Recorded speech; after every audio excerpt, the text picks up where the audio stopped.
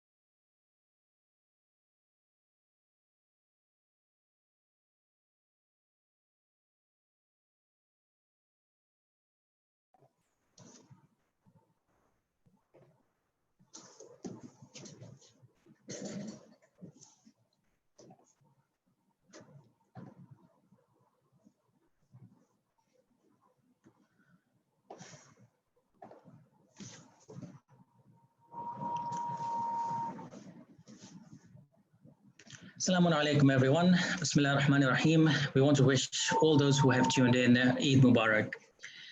Welcome to our third episode of The Inner Voice. And this time we have something quite interesting for you. The topic for tonight is upholding an Islamic lifestyle.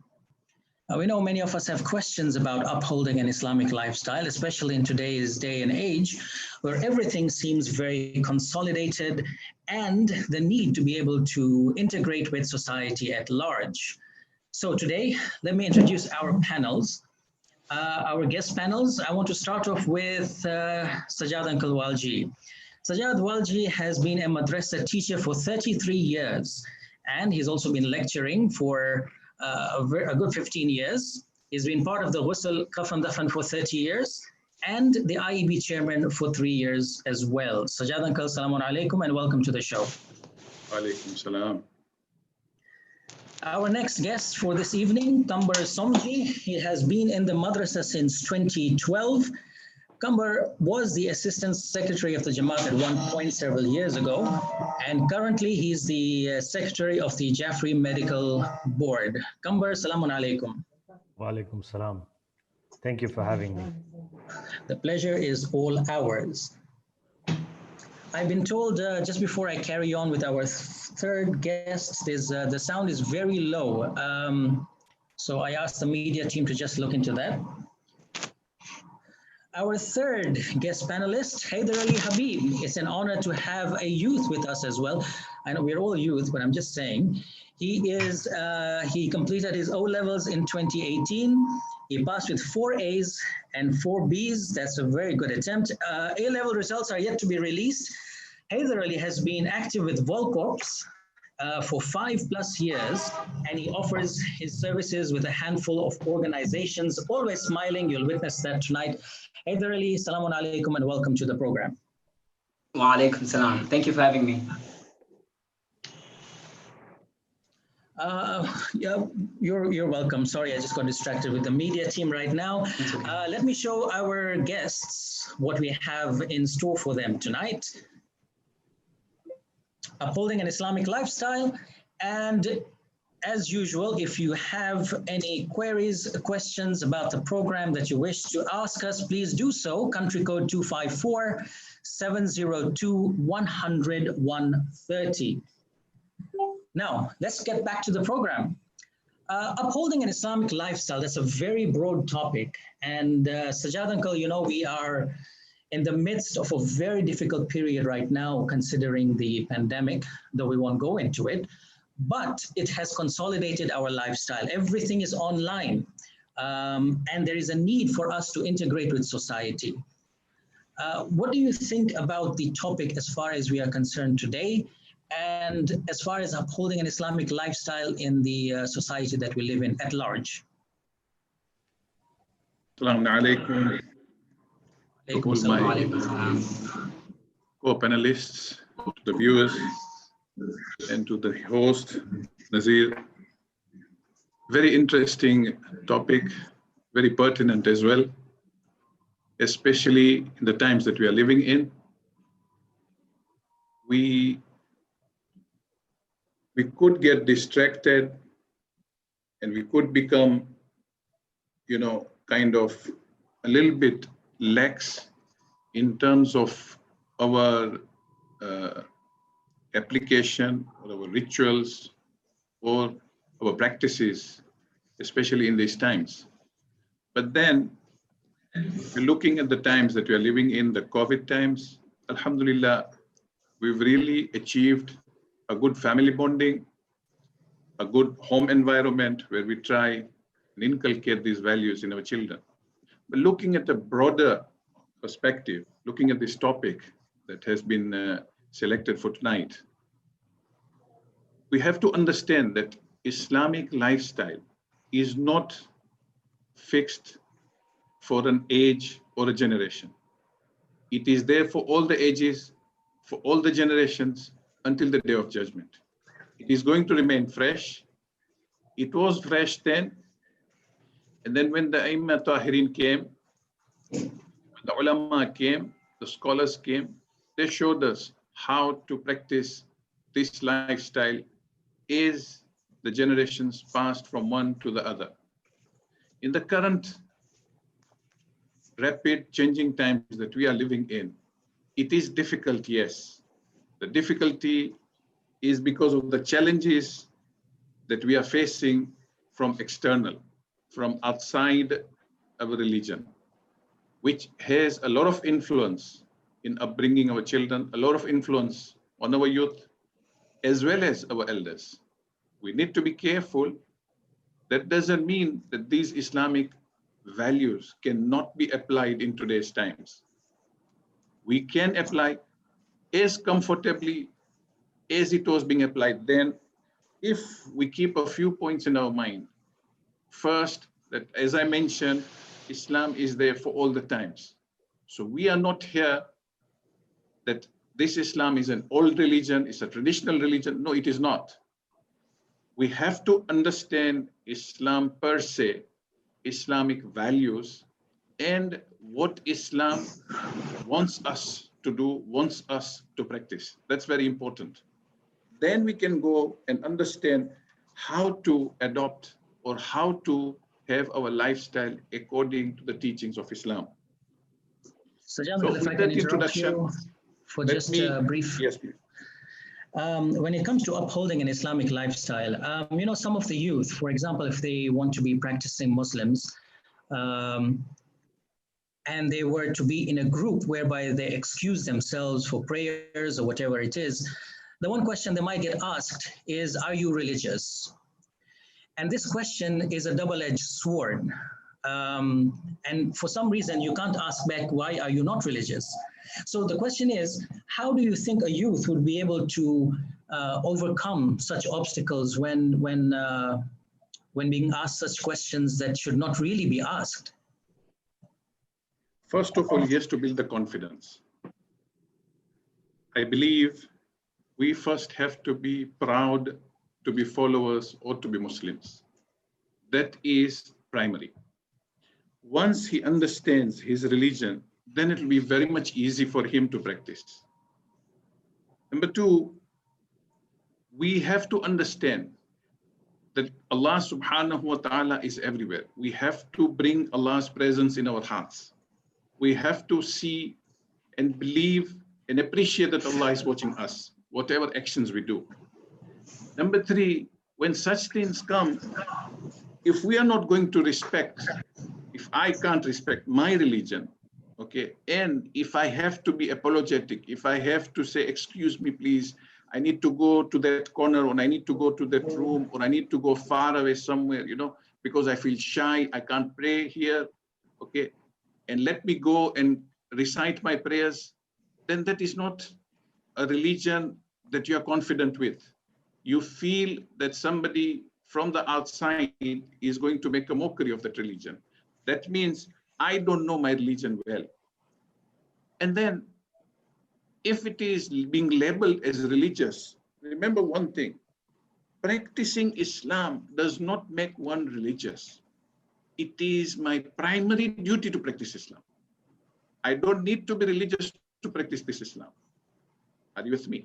It is, you know, I don't have to be called a scholar or a big sheikh or an old alim, like we normally label them as mullahs. For what? I'm practicing my faith. Simple. If you are going to church, fine. You're going to the temple, fine. If you are going to the synagogue, no problem. I need to pray. And for me to pray, it doesn't mean I'm religious. No, that's a mandatory duty. That is an obligation upon me to pray. So let me just jump down to Haider Ali for now. Haider Ali, being just recently graduated from O and A levels in school, have you ever faced such situations when we consider upholding Islamic lifestyle, face such situations whereby there's a prayer time or there's something else to be done and you're asked such questions or you deal with such peer pressure? What do you have to say about that? Yeah, well, of course, in today's society, you see, as we were discussing just the other day, that many of us have our standards set for us, like how we should live, how we should act, and like especially like given that I'm giving the youth perspective, with us youth, it's difficult to handle, because the thing, it spreads so fast. It's so fast and so vast that even if you want to go out of the norm, obviously you'd be alone. There'd be very less people who, you see, there's like two parts here. There's one that everyone's following, and then there's one, obviously, as in all aspects of life, obviously, there's going to be one path that everyone follows and one that not many people follow. So just in that case, when it comes to youth, many of them, it's not like, I think it's more comfortable for them to follow a path that everyone's accustomed to following, but going out of the norm, refusing to follow the standards set for you by society. I think it's like the comfort zone. Many people like staying within it, but to go outside, you have to be brave. And just like Sajjad said, you have to have that confidence, and you have to have that belief. Your belief has to be strong for you to. I hope that answers your question. Yeah, you did. But Kambar, let me get to you right now. What Haider Ali Habib just said, that you have to go out of your norm. And also the surroundings. What do you think the surroundings are? What is causing this, our youth, for example, to step out of the so-called norm and enter a different reality? Well, unfortunately, what's happening currently is there is a lot of effect from the media, from the kind of things that we watch, and everything is now available on the palm of our hand. Unfortunately, if there is a way that we can make it easier for our youths to understand the religion of Islam better by allowing them to question, one. Secondly, the way the media keeps getting better. I mean, 10 years ago, there are certain scenes that you'd never see on television. However, now it's on the palm of your hand. So everything is getting messed up now. Yeah, and it is getting more difficult and difficult to uphold our religion and uphold our values. Yeah, and to say the truth, as a young father, I'm scared of seeing what comes next. Yeah, and it's going to get worse. So do you think parents have a very, very important role to play? Sajjad Uncle's favorite topic is social media. I know that, and I want him to touch on a bit shortly. But do you think parents have a very important role? Because you know what happens is sometimes parents might say, you know what, I send my kids to the madrasa and my duty is done. Do you think that's the right way of looking at it? No. It's never enough. You think about it. In a week, you multiply 7 days by 24, and think about it. 3 hours in a week is never enough. They don't spend enough time with their teachers. And why exactly are we expecting the madrasa to do everything?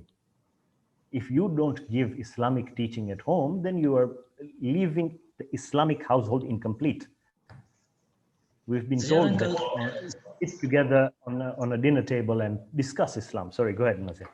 No problem. Sorry for interrupting you, Sajjad Uncle. Upholding an Islamic lifestyle, can you elaborate on how social media is actually doing the opposite for our youth? Social media is a very good way of communicating, integrating between family members, between friends, or between those individuals with like minds. But we have taken social media to another level. Social media has become more of a scourge than a benefit. There's so many things that get on social media, and I'm not talking about those things that are prohibited. I'm talking about things to do with values, things to do with our culture, things to do with our beliefs. What we share on social media, we neither confirm it, nor we check it out, nor do we ask the scholars. We start sharing very easily. I'm not talking. That's going to mess up, and that is actually messing up things today. When you see social media, it has, instead of bringing closeness amongst family members or neighbors or friends who are living together in one locality, one family, one home, okay? These people are separated, but we try and connect with those who are probably 10 hours behind or 10 hours ahead, who are probably on the other side of the globe. we find that thing more interesting. As I was talking in, giving a lecture in my class, I would say, whenever there's a birthday and somebody wishes you happy birthday live in front of you, it doesn't have the charm, but you get the message on the mobile, somebody wishing you happy birthday with those emoticons, oh my God. And then he puts a few, adjectives here and there. I mean, you'll keep on reading it and it has touched your heart. Strange life we're living in. We become so virtual. We're not real. Reality is what is in front of us. Yes, today in COVID times, we have to use this social media to be connected. That's fine. But then the way we are using social media, it is against what the actual benefit that you want to derive. We're going the way they want us to go.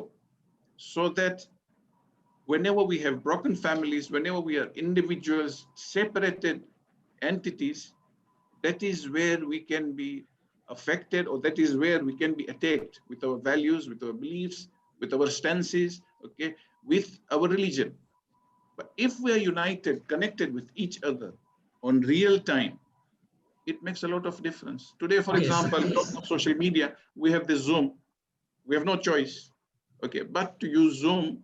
And tomorrow, Muharram is starting. We'll have to use Zoom probably. So many parts of the world are still using Zoom for majlises.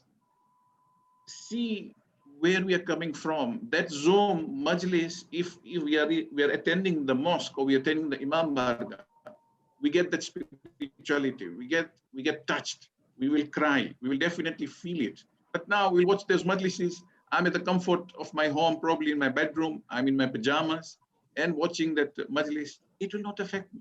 It will not touch me. So this is how the current social media is taking us towards. So we agree that, number one, you mentioned that confidence and being proud of our religion is the main thing. Number two, social media is good, but at times it really distracts us from what we're actually supposed to do.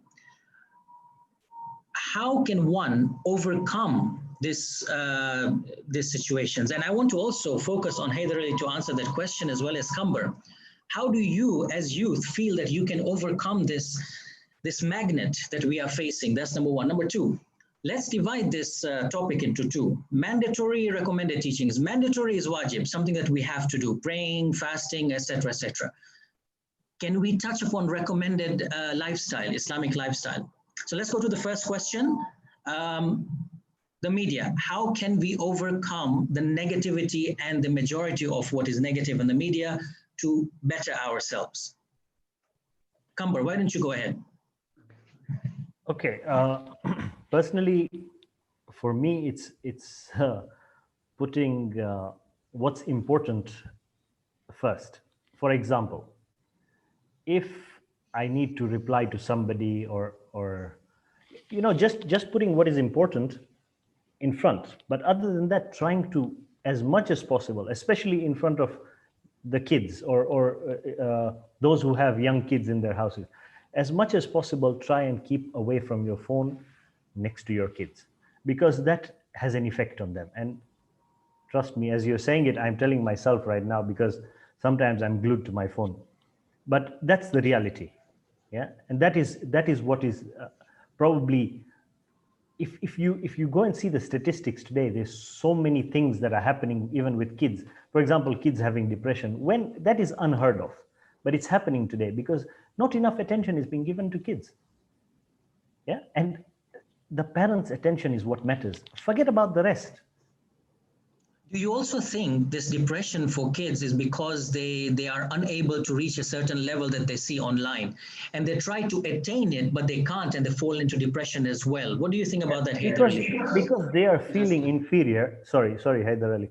Because they're feeling inferior to people out there, thinking that I'm not good enough. I'm not good enough. No, the reality is your parents are supposed to tell you that you're good enough, and your parents are supposed to instill in you this confidence, this level of belonging, that you can tell yourself, you know what, even if the world lets go of me, I don't care, I still have my parents. And therefore it should be the same with God. Even if the world lets go of me, I have my God.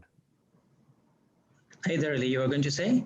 Yeah, so I just want to add something on like one of the effects social media is having right now, because I think Sajjad was talking about like how much people invested in it.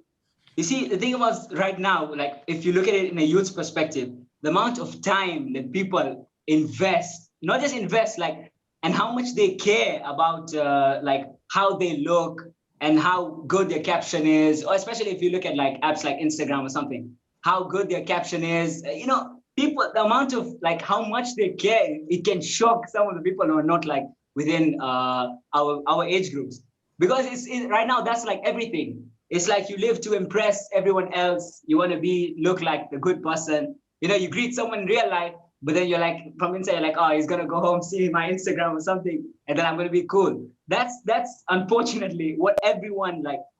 That's the level that everyone's come to. As I said before, we have our levels been set for us. Everyone, like the West, not just the West, because obviously it's just it's the whole world now.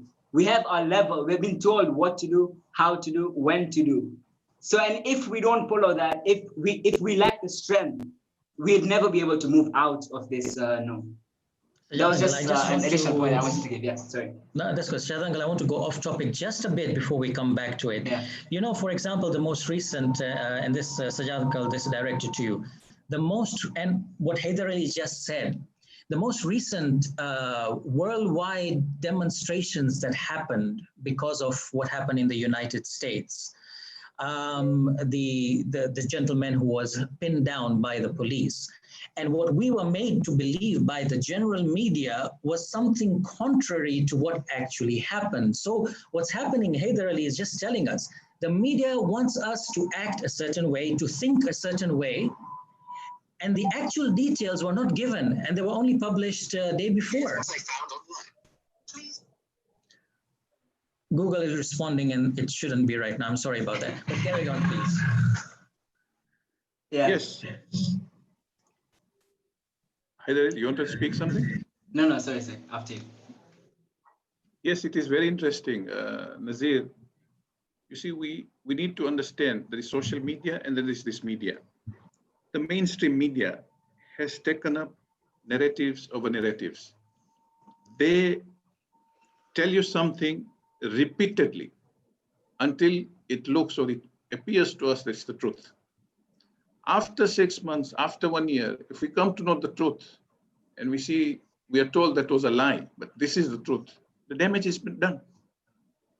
Those people who are following that truth will be deviated, will be distracted, and will be led astray.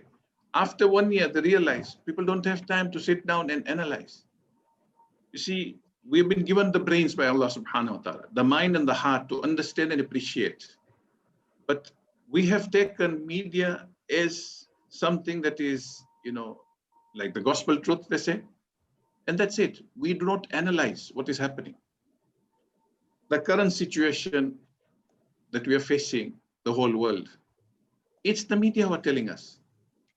We will never know how much the truth is there or how much the effects are there. It's only through the media. So if we believe the media, then definitely we're definitely going to be led astray. Your question earlier that you had asked, I want to bring it now here, that how can we understand or how can we stop this misguidance from the social media? We can also apply it to the media.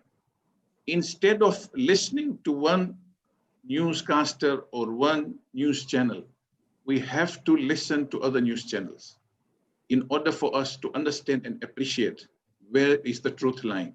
And then we make decisions accordingly in life, whether it is regarding social issues, economic issues, political issues, or religious issues. There's so many things being discussed. Just now, the Beirut bombing or the Beirut blast, whatever they call it, the Beirut explosion. What actually has transpired? Very little know about it. The people in Beirut, probably they know about it.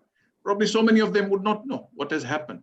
But then the other media were giving you what actually has happened, but we don't follow them because they're not the mainstream. The mainstream media has a narrative, and that narrative is being followed throughout.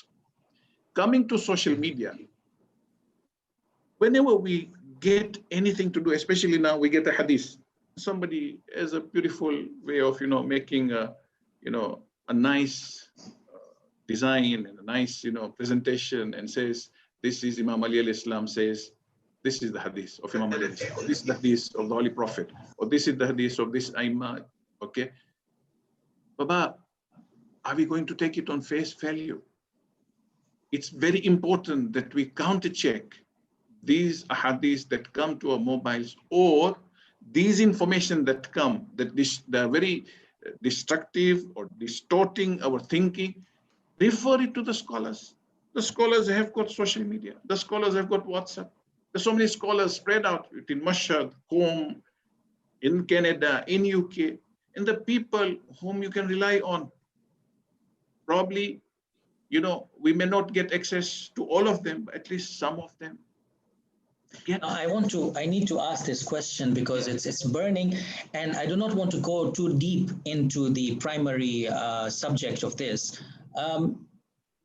Upholding an Islamic lifestyle. I believe that apart from what is ordained by for us, namaz, prayers, hajj, zakat, khums, everything, we also have the secondary things that we should do. Now, these guidelines are set by our ayatollahs, for example. Okay, we have these books.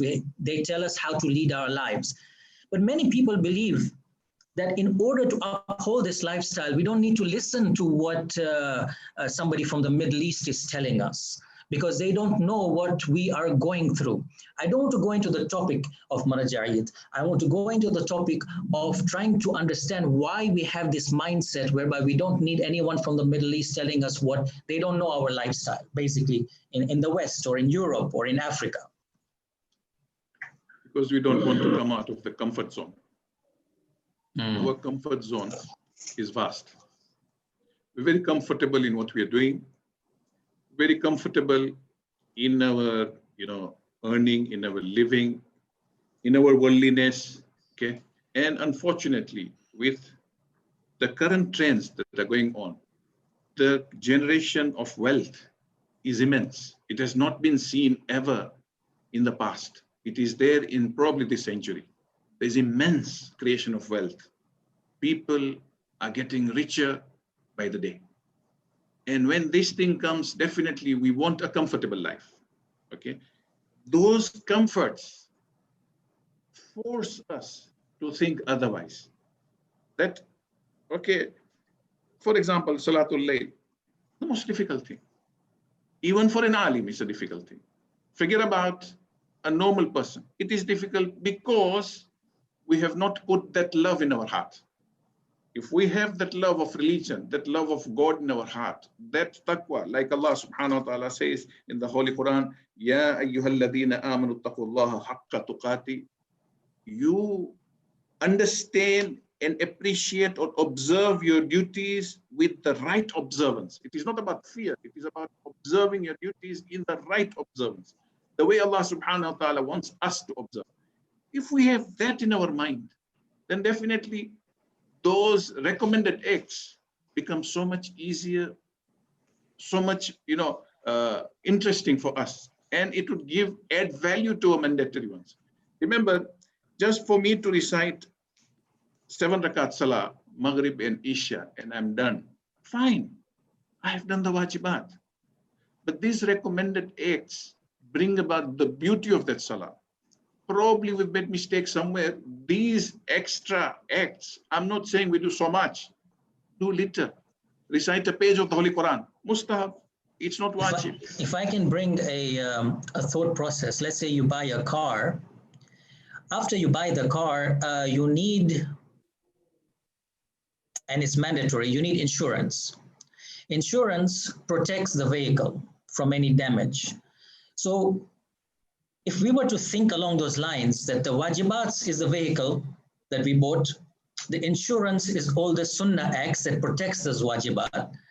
If we think along those lines, do you think it could alter our mindset into ensuring that we continuously uphold the lifestyle? Kamber, can you jump in here and? Well, to say the truth, if we take insurance as mustahab acts, then the Kenyan police will get a hold of us.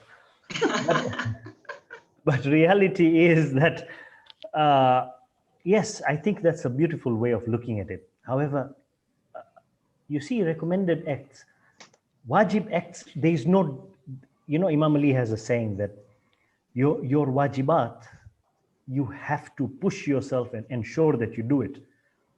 But recommended acts, make sure you pamper yourself. You tell yourself, if you do this, I'm just paraphrasing and I'm giving an example.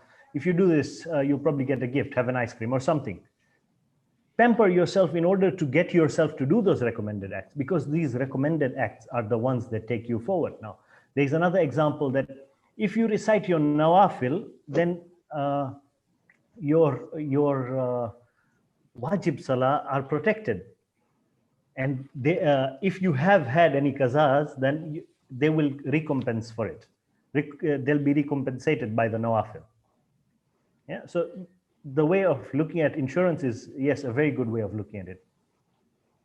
I have a question here, and I think I will direct this question to Sajjad Uncle. And it's a combination of social media.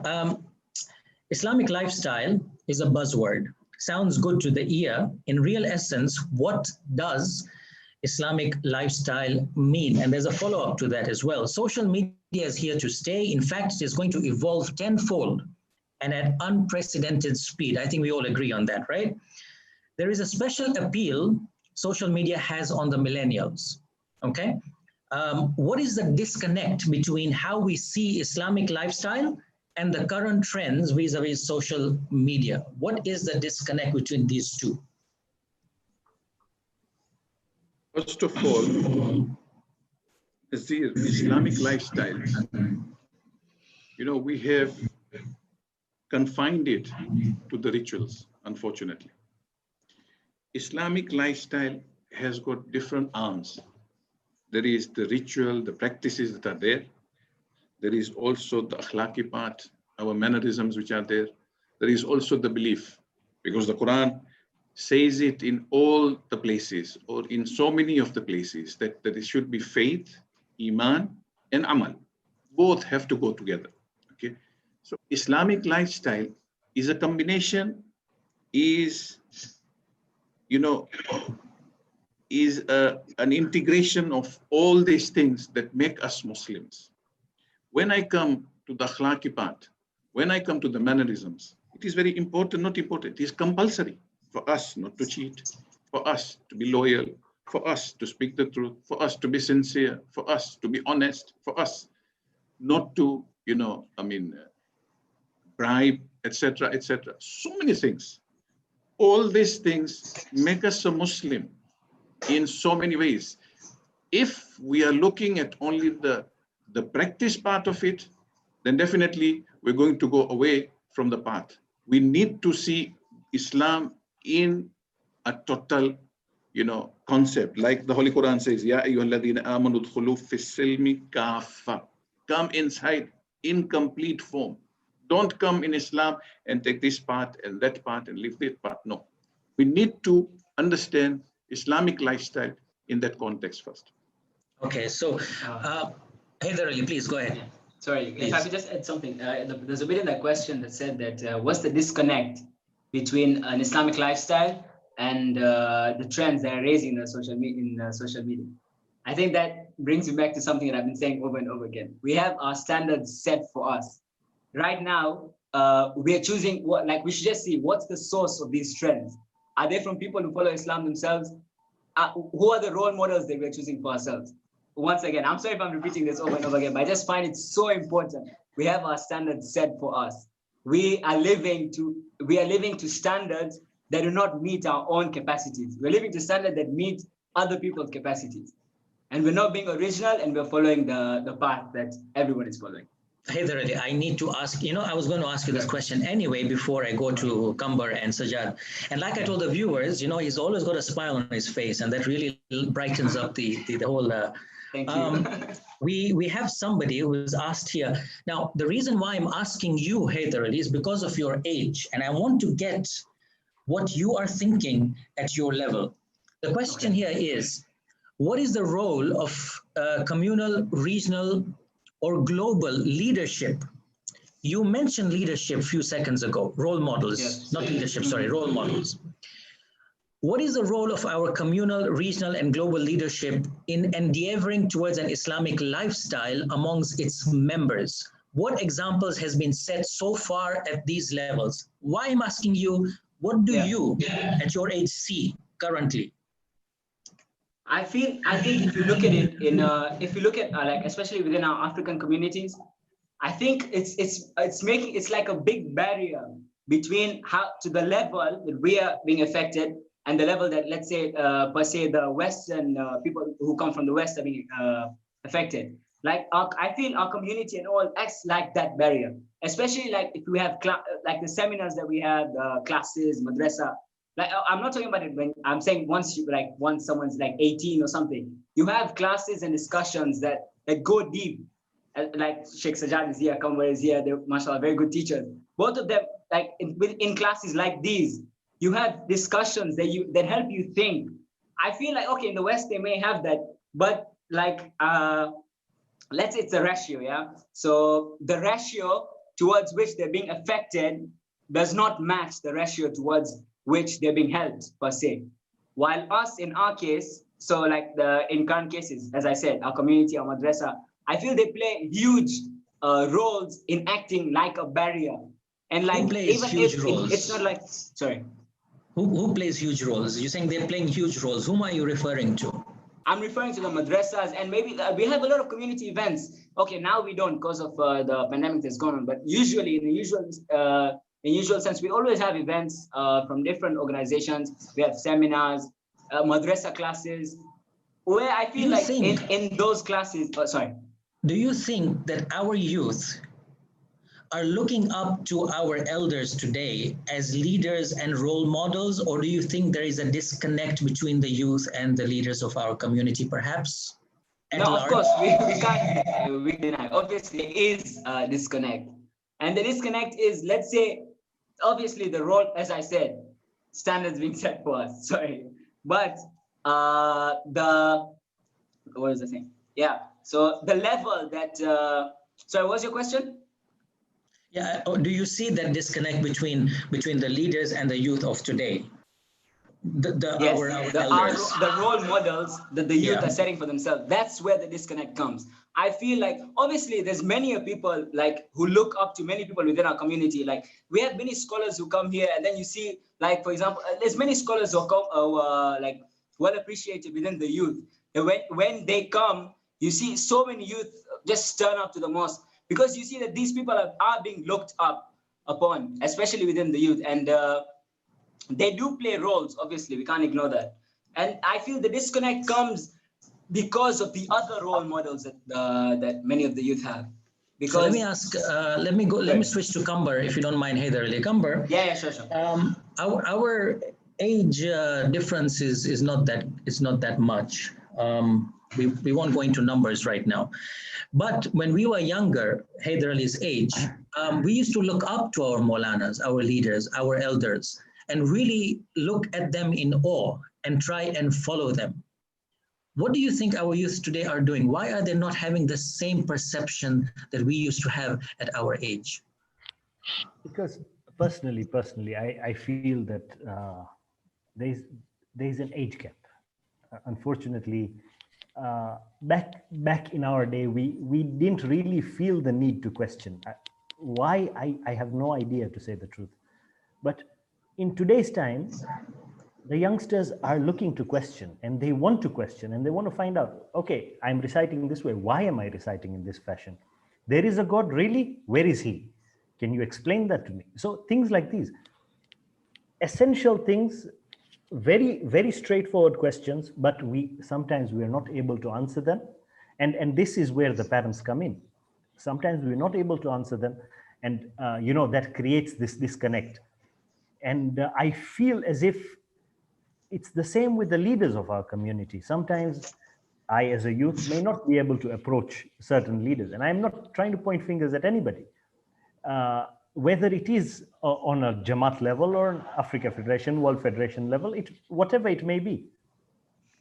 And another thing that is creating the disconnect, probably even, is the can we discuss, can we talk to our scholars that easily? Yes, we can actually, but we sometimes feel that how will he judge me? Will he judge me? How will he look at me?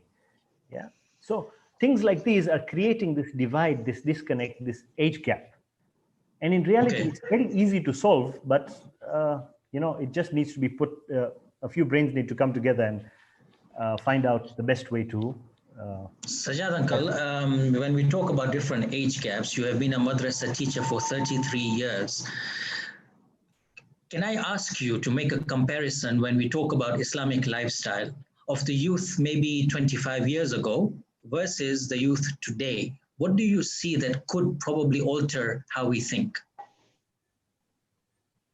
Very difficult question. That's the I see the purpose. students, yes, because you were my student. I remember Kambar was my student. Haider Ali is my student just the other year. Every generation has a different product. The thinking has changed throughout time. In the last 30, 33 years that I've been in madrasa, our children, you see, the difference is that in those times, when you tell a student to stand up, do this, do that, that's it, he will do it. Now you tell a student, do this, why? Then it was, do something, they'll ask you what, probably, do this. Today, you tell him, do something, he'll say, why? There's a difference between the what and the why. We need answers today, that's fine, okay? But this has all boiled down to the social media that we are talking. Social media has captured their minds. Social media has kept them busy. Social media has kept them engrossed. So much so that what we just mentioned a few minutes ago about role models of our leaders. Yes, we have role models. Probably with time, these role models are getting fewer. Okay, from what we had those times, today the role models are fewer. If you remember when you were young, probably, but you still remember this, in Bustani or in that mosque in Dar es Salaam, you will see there is one wall where you would have all those elders who were looking up to. We had that awe. We couldn't even sit probably 5 feet, 7 feet near that place. Would be away from that place. Not because of fear, the awe. These guys were practicing Muslims kind of in our eyes. That if we need to do something, we have to look up to this mullah, we have to look up to this uncle or this bapa, and that's how we used to look. Today, we have very few role models where we look up to, okay? So there is that disconnect that has come. Number two, our children are too busy with social media, too busy. If I can take you back about 15, 20 minutes ago, you talked about depression in children, okay? This depression has come about because they cannot come out of social media. If they come out, then you see what is happening. I have this mobile is 24/7 with me. I wake up at night. As a youth, I want to see what is the message on my mobile. What is there on my mobile? Is there something new? I get up, I go to the washroom, I come out, I want to check my mobile. I go to school, I first check my mobile, put in my pocket because it's compulsory probably, but then I don't off it. I keep it on mute, but I keep on checking. So there is that constant connection with the mobile, constant connection with the social media. What that has happened is if I take away the mobile, just imagine that you've forgotten your mobile and you've gone to work or you've gone to school without your mobile and you've left it at home. Trust me, even if you're getting late for school, even if you're getting late for work, you'll come back home to collect your mobile. Because for us, that is much, much more important. It is now part of our lives. It is something that we've attached ourselves with. Now, when you have children who are attached so much to such mobiles or such a lifestyle, okay, a virtual lifestyle, then even if you bring 100 role models in the mosque or 100 role models in the community, they will not have time to look up to them. When will they look up to them? When will they question them? They don't have time to come out of this mobile. How will they come out and say, uncle or mullah or sheikh or sayyid, this is the question I have? Probably the the best he would do is to write a question on his mobile on WhatsApp. So that disconnect is not the fault of the regional or the communal or the world, whatever, federations or communities. No, it is because of our children's lifestyle. And a lot, sorry to take up your time, but Nazir, it's very important. A lot depends on that charity that begins at home. How is our home environment? How do we tackle these issues with our children? Now, I want to bring about two comments, and I want to merge them together because they're very similar. Somebody writes here on YouTube, we need to have the leaders fully involved too and try to reduce the gap gradually, the same gap, I think, Kambar, that you're talking about. However, this one question I want to ask, why have our institutions failed to build that set standard for us? If our parents would have had those set standards, wouldn't that have carried down in generations? Have our institutions been so weak in cultivating such set standards? Set standards I'm talking about is the lifestyle, obviously, that he's referring to. So the main question he's asking at the bottom is, have our institutions been so weak in cultivating such lifestyles? Haider Ali, you want to pop in here? Yeah, so I think it's not the institutions that are being weak. I think we have to see what we're dealing with here. We have to look at the strength with which the social media and everything has hit the youth and how they're reacting to it. It's like however much madrasa class, I could go to a madrasa class, force myself off my phone for a few 30 minutes, 1 hour, I'm back on it after that. So the madrasa has tried and many classes, but it's like this gadget, it's like a magnet. You get attracted to it as soon as you're off. You go, you attend the necessary, whatever the community has set for you. Once you're out, the life is still the same. I hope that answers a bit of the question. You want to add anything to this set standards, Kambar or Sajad uncle? I don't think that we have gone below our standards. In fact, efforts are being made worldwide to improve our teaching standards, to improve our syllabi, to improve our manuals, okay, to improve methods of teaching. And a lot of efforts and resources have been put in that direction. It is very important that as much as the teaching and inculcating these values in our youths is as important as us being role models for them also. And I'm coming back to that role model in a different line here, or in different light here, that we have to show them the path. We cannot tell them the path. They will, they may miss or they may not do what you are telling them to do, but they will never, never miss to do what you are doing. They will ensure that they do what you are doing. So it's very important that we also, as elders of the community, we also as leaders of the community, we have to show certain examples and certain, standards of how to inculcate or how to uphold these values.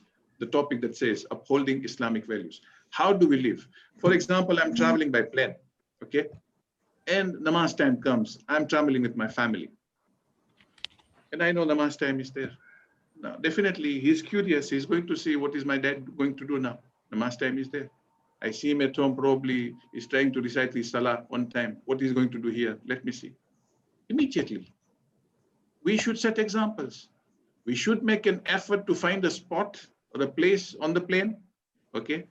For me to pray, I have to ensure I go and do my wudu if I'm not in wudu.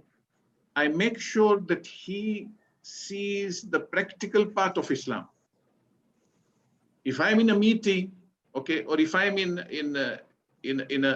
a program somewhere, and namaz time comes probably 12:30, salah time is in, I have to make sure I come out of it. He has to see, the children have to see, whether they're my children, the community children, they're all mine. They have to see that I am there respecting the prayer time. Then and only then will he definitely, when prayer time comes, whether he is in a meeting tomorrow, whether he is, in in his travels, wherever he is, in his car, he will stop the car. He'll make sure namaz time is there. So we have a question. Kambar, maybe you might want to add to this. And when you have kids now, you know, you were not too long ago as well, you had a different lifestyle with what your kids are growing up with right now. Is our Islamic lifestyle stagnant, or is it evolving, progressing, digressing? What do you think the Islamic lifestyle is doing currently? How is it? See, if you look at it globally, unfortunately, our name is getting worse by the day. However, I don't think we can look at it that way, whether our Islamic lifestyle is digressing, or whatever it may be. Yeah, we need to look at it from our own selves. Am I getting better? Listen, I know Islam is a way of life and it was brought for everyone, and you know, community, we move together. But in reality, at the end of the day, everybody goes into his own grave. One. Secondly, you have to know where you are going as a person. Is your Islam making you a better person? Are you are you making life easier for others or harder for others? When you say Salamun Alaikum, for example, you are actually telling that person that, my friend, you don't need to be scared of me, that I will hurt you in no way, whether it is cheating, backbiting, slandering, whatever it may be. Yeah. And in that case, that is the kind of persons, people, Muslims are supposed to be. Now, can you confidently tell yourself that, yes, I am that kind of person? I think everybody needs to ask this question to themselves. Sajjad, you wanted to add something? You were going to say something. I need to bring one important point here. We have to be truthful and sincere with ourselves. I'm not talking about truthfulness as a virtue. No, I'm talking about our own souls, our own selves, our own hearts, our own minds. We have to be truthful. We have to be sincere with ourselves. That we ask this question: are we concerned about what others say, what others are doing outside the community or within the community but not doing right? Are we concerned about that, or are we concerned about our own journeys for which we were created to come on this earth, for the purpose of life that we are living? Like Kambar said, we have to be good Muslims. That is very, very important. We have to be sincere from the bottom of our hearts. Is my actions, good enough for me to face my Lord tomorrow when I go back to him? Or are we at easier paths, or those paths that are convenient for me? Yes. There is a, Haider, I'm coming back to you right now, but just before I lose my train of thought, there is this hadith that says that even if you don't follow any religion, then at least have good akhlaq. Okay. In my mind, I've not gotten deep into this hadith. Okay. But I want to ask you, and what I'm thinking is that, is it possible with what you both just said right now about being a good person, that having good akhlaq in itself will guide you to the right religion? Do you think that could have a deeper meaning in terms of, so, somebody can take it at face value. You don't have good religion. If you don't follow religion, follow the akhlaq at least. Have good akhlaq. What do you think? You're making it difficult for them, eh?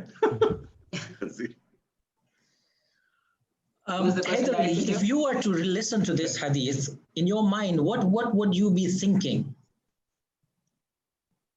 I had a point, sorry, that I wanted to say. Can I say it before I answer your question? Of course, I told you, everyone. Thank you. Yeah, okay. So I think we've been basing a lot of it on how Islam is changing and all that. I think let's look at let's flip the coin. Let's look at how fast, at how the Western culture is affecting our current lifestyles. Let's look at the problems that are arising after, let's say, if people sticking on their phones and people sticking on social media. Let's look at the flip side. let's look at what's happening. There's depression all around us. If you look properly right now, there's depression. The suicide rates in the Western countries are crazy. They're flipping the charts, and they're the most as they ever were. Because I think it's because of this. Just a few years ago, many of the so-called stances that the Western culture is taking now, they never had those stances before. They're changing as however people change, they change. Islam is a religion of all times and all. It sticks with its stances and it sticks with everything that it says till the end of time. But if you look at the Western cultures, one day they say something, the next time they say something else. It's just like they are changing their stances based on how they think the people would take it. Yeah, that's the point I wanted to say. Sorry, if you can go back to your question. No, I just want to bring to your attention, you have something against the West because you use the word West 4 times since you started and Africa only once. So I've been keeping track of that. Somebody just made a comment. It's more of a comment. And, in this materialistic world, there is an inclination towards addiction, whether it is social media or fashion.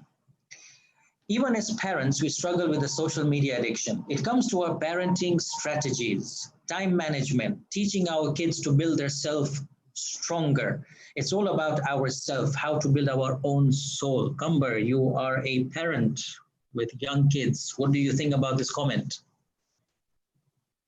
Look, reality is that yes, it is affecting parents. It's affecting, I want to see this as myself. I want to put myself in those shoes. Yes, it is affecting me. Can I get off my phone that easily? No, it's not that easy. Yeah. And the first thing, like Sir Uncle said, the first thing you want to do in the morning is check your phone. Unfortunately, what's happening is that our kids are getting affected in the process, or our lives are getting affected in the process. One message comes, you're in stress. Unfortunately, this is what's it's actually a world trend. Yeah? Can I safely say that we have more phone charging stations than spiritual charging stations? No doubt. I have a charger at home, I have a charger at work, I have a charger in my car. No doubt. Yes. But that is, look, Islam is not asking you to throw your phone out of the window. Yeah? It can be used for a good thing. Yeah. And you want to change, it's not that difficult. For example, Imam Khomeini, in one of his books, I think if I'm not mistaken, the 40 Ahadith, he mentions that you want to follow Islam, it's not difficult. Yeah. Unfortunately, we've got this thing that, oh my God, I have to wake up at 5 in the morning and I have to do this and I have to, no, it's not that difficult. Yeah. A step at a time. God is not asking you to come 100 steps towards him in a day. No.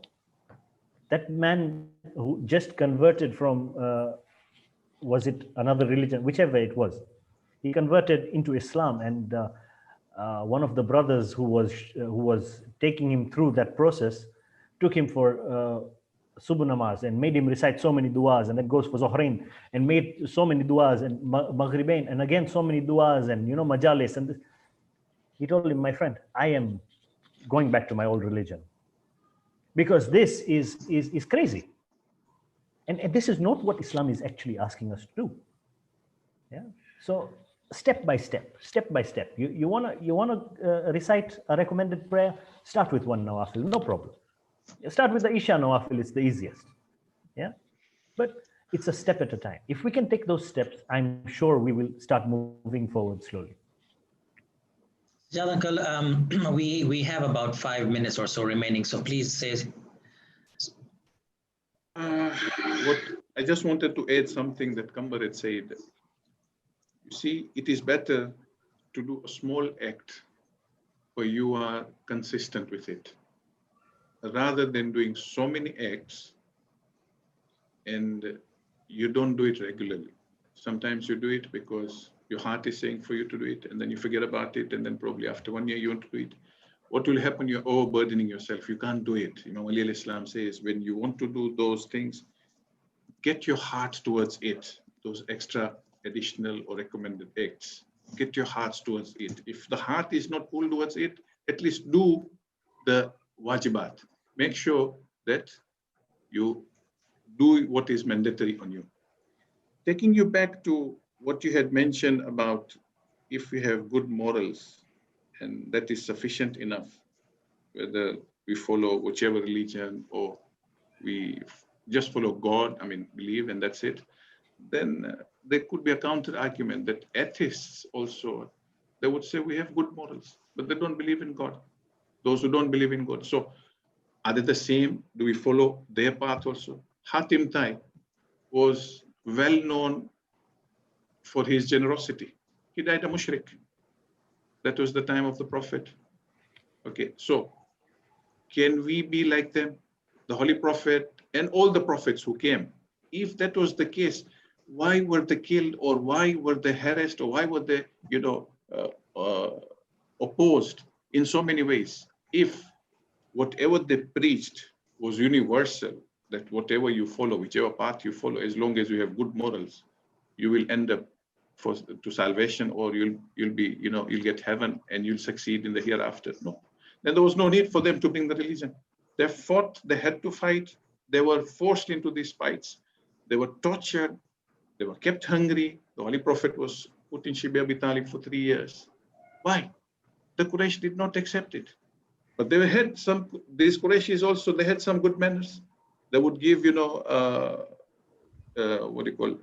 refuge, or they would protect any refugee that comes to their camp.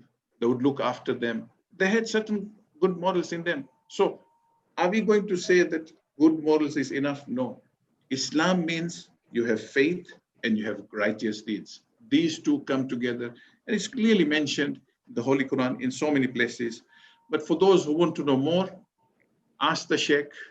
This is an excellent website. Personally, I have learned a lot from it.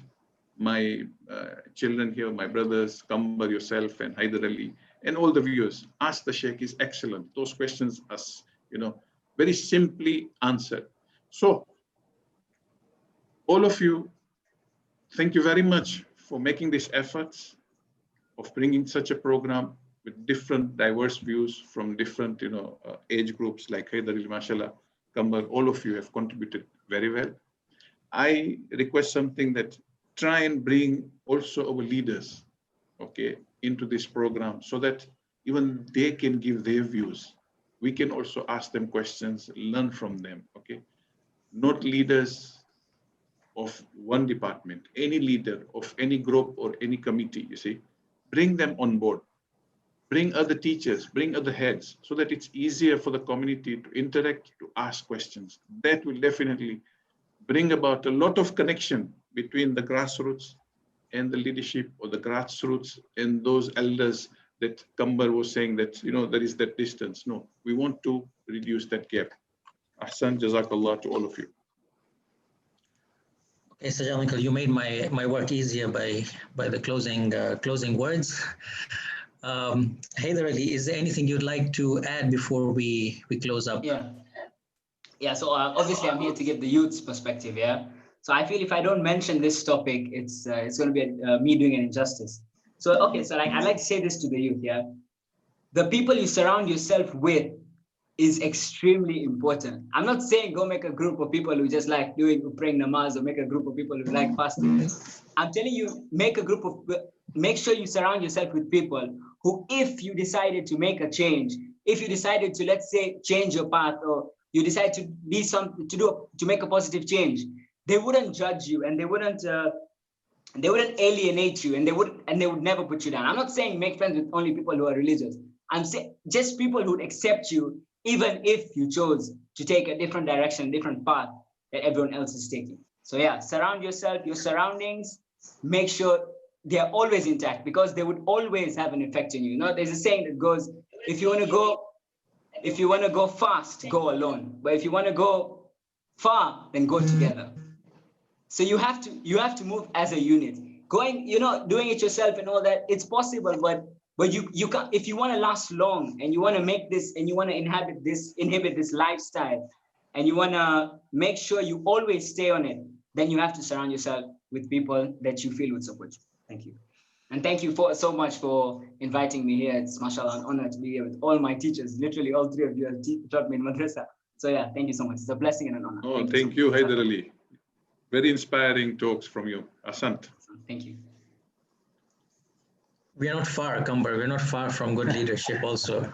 Anything you want to add before we close up? Yeah, 3 messages. To the general public, you know what, it's not too late. Feeling like as if I have lived my life, but I haven't done anything good, or I'm going to go to hell for sure.